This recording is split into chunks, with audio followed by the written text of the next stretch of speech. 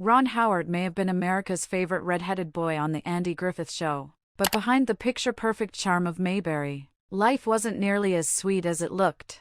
While fans saw a warm small-town family on screen, the reality behind the camera told a very different story. Tensions simmered, friendships were tested, and one co-star in particular became the cast member Ron Howard quietly dreaded working with. And here's the twist, he wasn't the only one. Even Andy Griffith himself carried a wound from that same feud, one so deep that forgiveness came only at the very end. But who could possibly spark that kind of resentment on one of television's most wholesome shows? And why did it take decades for the truth to come out? Stick around, because what really happened in Mayberry will leave you rethinking everything you thought you knew. When the Andy Griffith Show first premiered in 1960, it looked like the very definition of small-town perfection. Andy Griffith played the steady Sheriff Andy Taylor. Don Knotts brought laughs as bumbling Deputy Barney Fife. Frances Bavier held the family together as Aunt Bee. And of course, little Ron Howard, then credited as Ronnie, won hearts as young Opie Taylor. To millions of viewers,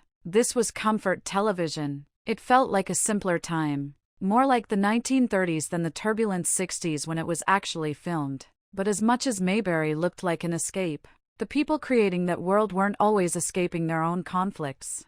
And while the show went on to become one of the most successful sitcoms of its era, ending in 1968 ranked #1 in the ratings, an honor shared only with I Love Lucy and Seinfeld, the real story wasn't nearly as sunny. Because behind the laughter, two of the show's biggest stars were barely speaking. For Ron Howard, the Andy Griffith Show was more than just his childhood playground. It was the foundation of his career. By the age of 5, he had already appeared in films and TV shows, but playing Opie put him in the national spotlight. He soaked up wisdom from Andy Griffith and Don Knotts, men who treated him with warmth and respect. But not everyone on that set made him feel welcome. Enter Frances Bavier, Aunt Bee herself. On screen, she was the glue of the Taylor household, cooking meals, fussing over Opie, and serving as the show's heart. But off-screen, the atmosphere couldn't have been more different. Ron later admitted that working with Bavier was difficult. She wasn't cruel, but she was cold, aloof. She didn't connect with him the way the world believed Aunt Bee did. For a little boy who had to spend years pretending she was family, that disconnect left a mark. And Ron wasn't the only one who felt her distance. Even Andy Griffith, the show's leading man, carried his own complicated relationship with Bavier, a feud so quiet it went unnoticed for decades. Until the very end. The root of the tension? Personality. Andy was laid back, approachable, always quick with a laugh. Bavier, on the other hand, was intensely private and precise. She held herself apart from the rest of the cast, expecting professionalism at all times. A simple request to adjust her position for the camera could trigger resistance. Colleagues described working with her like walking through a minefield. And Andy, who ran his set like a family, simply couldn't bridge the gap. He even tried, once, to visit Bavier at her home years after the show had ended, hoping to patch things up. But his unannounced visit backfired. Instead of reconciliation, it only deepened the divide. It wasn't until near the end of her life that Frances Bavier reached out. In a phone call with Andy, she finally let her guard down. She apologized, admitting she had been difficult, and giving him credit for the success of the show. It was a moment of grace, one that came just in time. Bavier passed away in 1989. At age 86, Andy would live until 2012, also passing at 86. And though they left behind a complicated legacy, that final exchange between them remains one of the most human parts of the Mayberry story. But while Andy and Aunt Bee were working through their strained history, Ron Howard was busy carving out one of the most extraordinary careers in Hollywood. After Mayberry, he stepped into a second wave of fame as Richie Cunningham on Happy Days. Yet even then, he was already looking beyond acting. By the late 1970s, he had begun directing, and his journey behind the camera quickly outshined his acting career. From Splash to Apollo 13 to A Beautiful Mind, Ron Howard became one of Hollywood's most trusted filmmakers. He took home Academy Awards, directed box office hits, and joined the rare group of actors-turned-directors who reshaped the industry.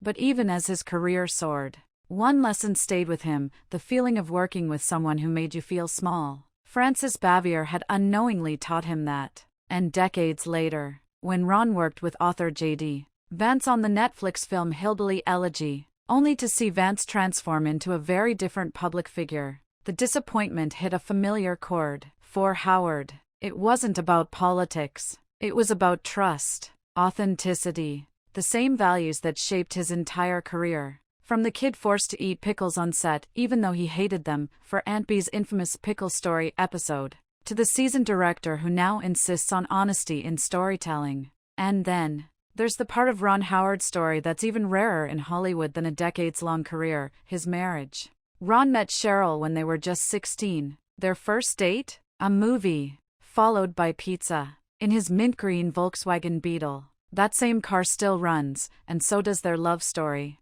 They married in 1975, and 50 years later, they're still together. 4 children, including actress Bryce Dallas Howard, countless ups and downs, and still side by side. Ron once described their relationship like paddling a canoe, sometimes smooth waters, sometimes rapids, but always moving forward together.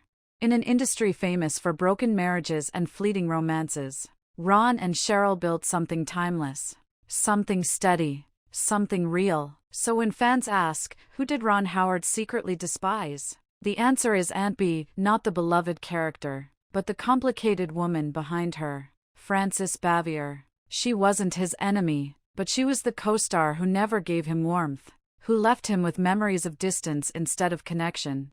And yet, maybe that experience shaped him more than we realize. It gave him empathy, resilience, and a drive to create sets where people feel supported and understood. Because in the end, Ron Howard's story isn't about bitterness. It's about growth, forgiveness, and a lifetime of choosing kindness even when others don't. So now I'll ask you, what's your favorite Ron Howard movie or show? Apollo 13, A Beautiful Mind, Happy Days, or maybe even Little Opie back in Mayberry? Drop your thoughts in the comments below, because I'd love to know which chapter of his story means the most to you.